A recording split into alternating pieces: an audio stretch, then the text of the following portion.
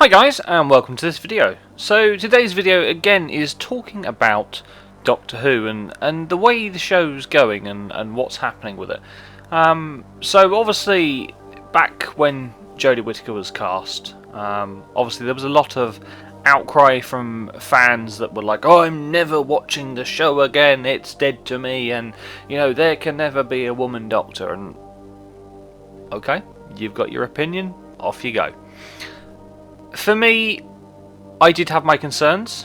I thought that it was going to be an interesting move having a female Doctor, and there were going to be some risks to that.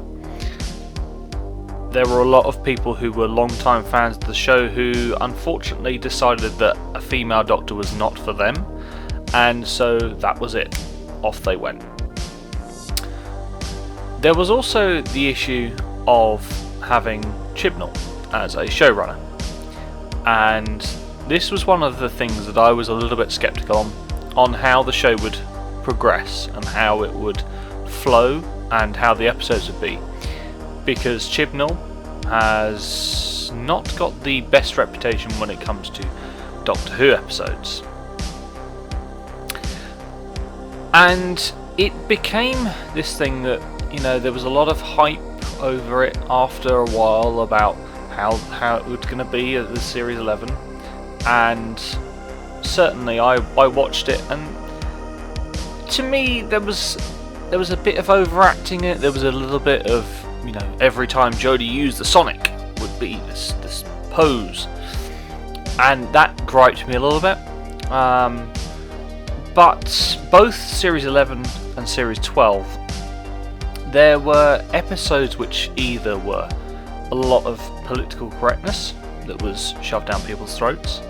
Now obviously in episodes like Rosa, that was expected, and a lot of people complained about it because of that. But if you do an episode that is based on a historical thing like Rosa Parks, there is going to be that element to it.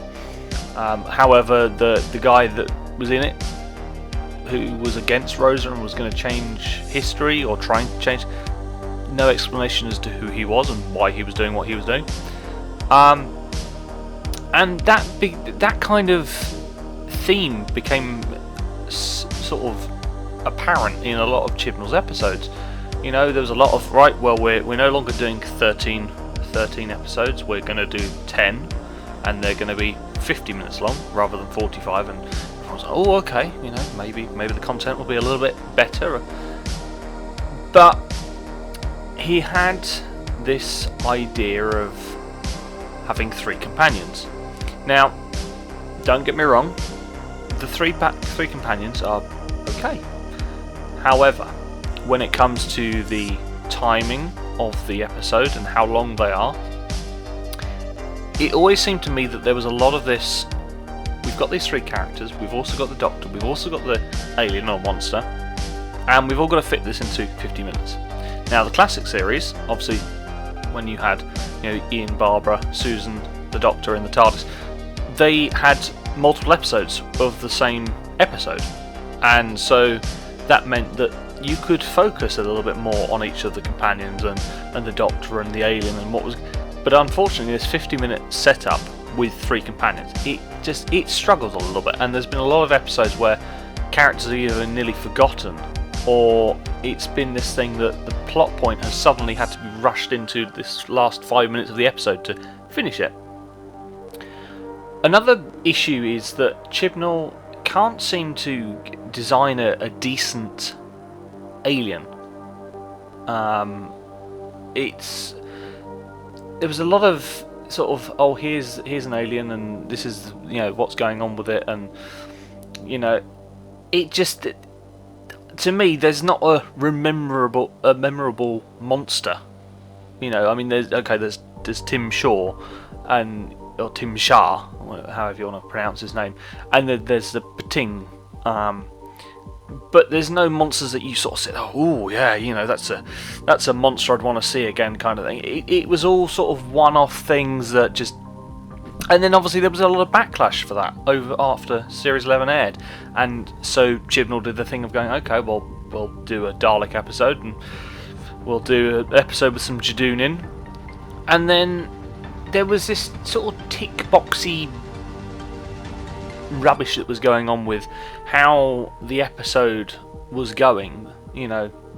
And it was, you know, certainly in season 12, it's right, okay, well, you know, we're going to do this, or we're going to do that, and we're going to make sure that this is focused on, we're going to talk about global warming, and we're going to talk about politics. And Doctor Who's a show that, okay, you can kind of touch upon those things, but when you're making an episode about certain things like global warming, you know, so Praxis, for example, people want to escape from the real world when they watch Doctor Who, and unfortunately, a lot of people got put off with it. Now, there's a lot of things that have been going on recently, obviously with COVID, and you know, they've turned around and gone, right, well, we're only doing 8 episodes, and it's like, right, okay, well, maybe there's a possibility that the episodes are going to be slightly better. But there's also the doubt in my head of, well, maybe not. Maybe they're just going, well, we can only film this many, so that's what we're going to go with. But there were so many missed opportunities or things that they could have improved upon. So my specific gripe with Series 12 was the finale. So the way the episode sort of flowed, it was, here's some Cybermen, this is what's going on, and then it was kind of, oh crap, actually we brought back Gallifrey, didn't we? We destroyed that. Yeah, okay, let's incorporate the Time Lord somehow, and just mashed it together. And the Cyberman design was beautiful. Like, I love that version of the Cyberman. To me, that was a great mix of classic and new being amalgamated together to create this brilliant design. And then they come along and go, oh, well, we're going to stick Time Lord bits around the head, and you know, they're then going to go and blow themselves up, and they're part Time Lord, part Cyberman, and they can regenerate. And what? Like, it was such a last minute thing of going, you know, them going, oh, well, you know, the Cybermen are in this episode, but then they're like, oh, well, actually, we've got to do something with them. You know, don't get me wrong, Sacha Dhawan's Master, loved it. I thought it was an absolutely brilliant portrayal of his character, and there was the seriousness, but the craziness of, you know, Delgado, Anthony Ainley, but mixed in with John Sim, and that, I just think it worked and amalgamated perfectly on how the Master comes across and how he should be. But again, there was a lot of, like, that to me was like one of the best bits.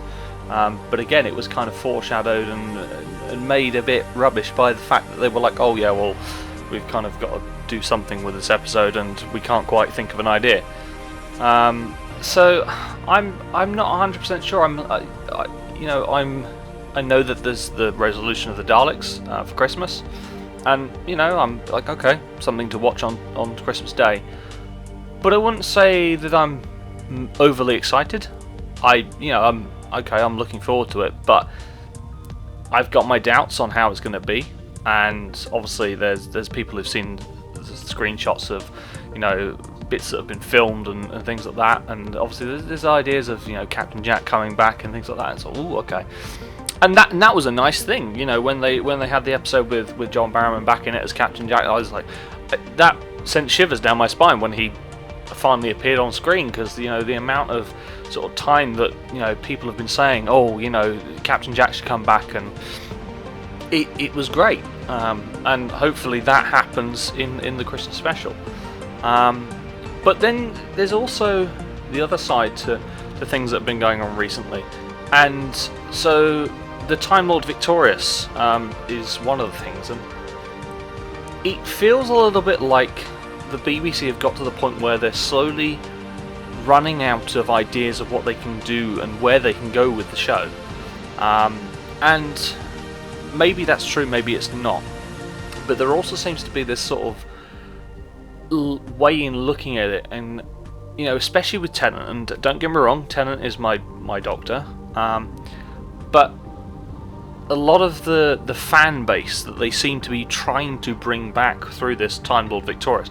So obviously they brought out the VR game, and that was all Jodie, and that's now being brought into having Tennant into it, and they've designed a new sonic screwdriver, and I say new, it's David Tennant's, and it's got some tape and wiring around it. No idea why. Apparently that will be explained. They've made a David Tennant interior for the VR game as well. And it seems like they're trying to pull back in the fans that weren't technically fans of the show.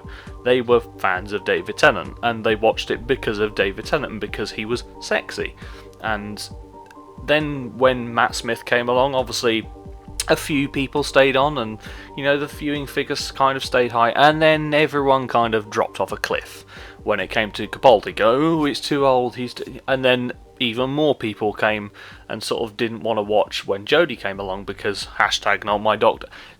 No, it was all because people were like, oh well, the Doctor can't be female, like, and then obviously the backlash from that meant that it then came to Tecteun in the episode, and all the different incarnations of the Doctor as a child, and obviously having black, Asian, white, and then a female in there. It was all sort of right. Okay, well, we're gonna say that you can't say that the Doctor can't be anything because we've just covered everything, and it's very similar in the Ruth Doctor in that respect. But I feel they're trying to bring back some of the fans that were there in the David Tennant, Matt Smith era. Because I think they're a little bit worried that all the money they're pouring into the show, they're not seeing returns from that. And I don't know if that's a good thing or if that's a bad thing. And obviously, it's kind of reminiscent in some respects of the classic series with regards to the viewing figures and how they started to go down. And eventually, obviously, in '89, they cancelled it. They got rid of it, and partly because the BBC head of the BBC drama department wanted the show gone, and part of that was the terrible writing. And that was partly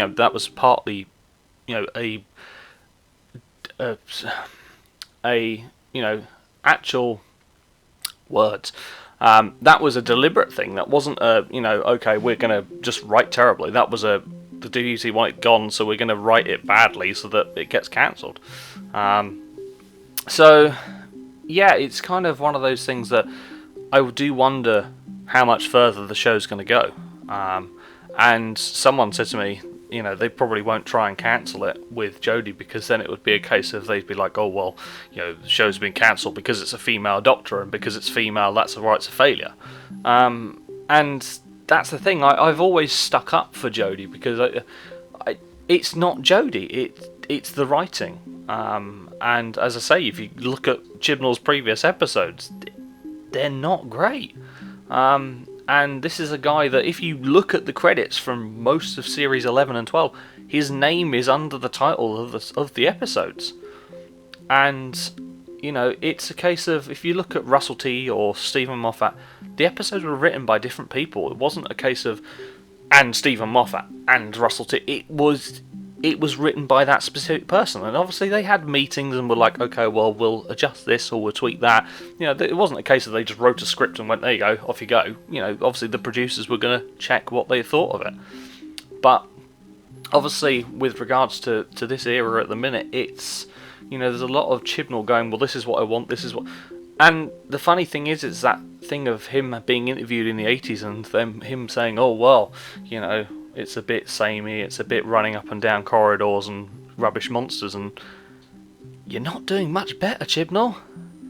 It could have been a lot better. It could have been slightly better written, especially the last story.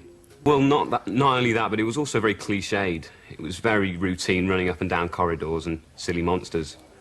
It was perhaps a little too routine Doctor Who, very much what the audience is expecting, and it's not really very challenging for them to watch. So yeah, I mean that's my views on the series at the minute, and I'm not falling out of love with Doctor Who. I still love Doctor Who, and I'm still buying the classic series and doing things like, and I mean, Big Finish is something I still need to venture into. I still haven't sort of listened to a lot of it. I've listened to Spare Parts, but it's one of those things that I probably need to immerse myself a little bit more in. But you know, I still cosplay, I still make props, I'm still, you know, putting costumes together and things like that for it. So it's not something I'm just going to suddenly give up. But I am slightly worried about what's going to happen and where it's going to go. And again, my skepticism and worry for how Series 13 is going to be, it is there. So I mean, you know, if you've got any thoughts, obviously leave them in the comments. I'd be interested to see what other people feel about it and where the show's going. So yeah, it'd be definitely interesting to see what other people think.